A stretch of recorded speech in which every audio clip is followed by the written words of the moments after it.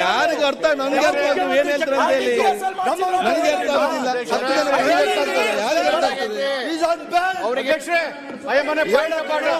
ಆಯ್ತು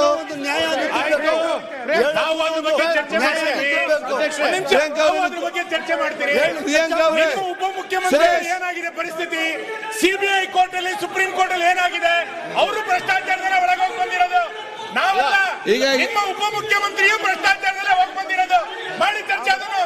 ಅವರು ಜೈಲಿಗೆ ಹೋಗಿ ಬಂದಿದ್ದಾರೆ. ಈಗ ನೀವು ಚರ್ಚೆ ಮಾಡಿದ್ರೆ ಮಾಡಿ ಚರ್ಚೆ ಮಾಡಿ ಅದನ್ನ. ಅವ್ರು ಜೈಲಿಗೆ ಹೋಗಿ ಬಂದಿಲ್ವಾ? ಅವರು ಜೈಲಿಗೆ ಹೋಗಿ ಬಂದಿದ್ದಾರೆ. ಆಯ್ತು, ಮತ್ತೆ ಮಾತಾಡಿ ಚರ್ಚೆ ಮಾಡಿ. ಉಪಮುಖ್ಯಮಂತ್ರಿ ಜೈಲಿಗೆ ಹೋಗಿ ಈಗ ಯಾರಿಗೆ ಅರ್ಥ ಆಗುದು ಏನ್ ಮಾತಾಡಿ ಯಾರಿಗೂ ಅರ್ಥ ಆಗುದಿಲ್ಲ. ಮರೆಯಲಿ ನೀವು. ಆಯ್ತು, ಉಪಮುಖ್ಯಮಂತ್ರಿ ಭ್ರಷ್ಟಾಚಾರ ಆಯ್ತು, ಮುಗಿಸಿ ಬೆಲ್ಲ ಮಾತಾಡಿ ಮುಗಿಸಿ. ಬೆಲ್ಲ ಕಂಟಿನ್ಯೂ. ಆಯ್ತು, ಈಗ ಅವ್ರು ಮಾತಾಡಿ ನಿಮಗೆ ನೋಡಿ. ಮನೆ ಮುಖ್ಯಮಂತ್ರಿಗೆ ಪ್ರತಿಪಕ್ಷದ ಎಲ್ಲ ಆರೋಪಗಳಿಗೆ ಮನೆ ಮುಖ್ಯಮಂತ್ರಿ ಉತ್ತರ ಕೊಡ್ತಾರೆ. ಆಯ್ತು, ಈಗ ಎಲ್ಲ ಗಲಾಟೆ ಮಾಡ್ತಾ ಇದ್ದಾರೆ. ಒಬ್ರು ಇರ್ಲಿಲ್ಲ, ಈಗ ಎಲ್ಲ ತೀರ್ಮಾನ ಮಾಡ್ಕೊಂಡು ಗಲಾಟೆ ಮಾಡಬೇಕು. ಸದನ ನಡಿಬಾರ್ದು. ಆಯ್ತು, ಇದು ಅವ್ರ ಸಂದೇಶ. ಸದನ ನಡಿಬಾರ್ದು ಸಂದೇಶ. ಆಯ್ತು, ಬೆಲ್ಲ ಸ್ಟಾರ್ಟ್ ಮಾಡ್ಲಿ. ಪ್ರಿಯಾಂಕಾ ಆಯ್ತು, ಯಾಕೆ ಸೀನಿಯರ್ ಮಿನಿಸ್ಟರ್ಸ್ ಯಾಕೆ ರೀತಿ ಮಾಡ್ತೀರಿ?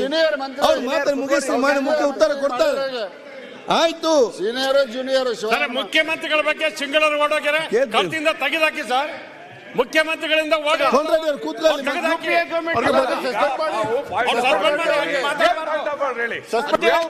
ಆಯ್ತು, ಮಂತ್ರಿ ಸೀನಿಯರ್ ಮಿನಿಸ್ಟರ್ಸ್ ಮಾತೇನು ನೋಡುವ.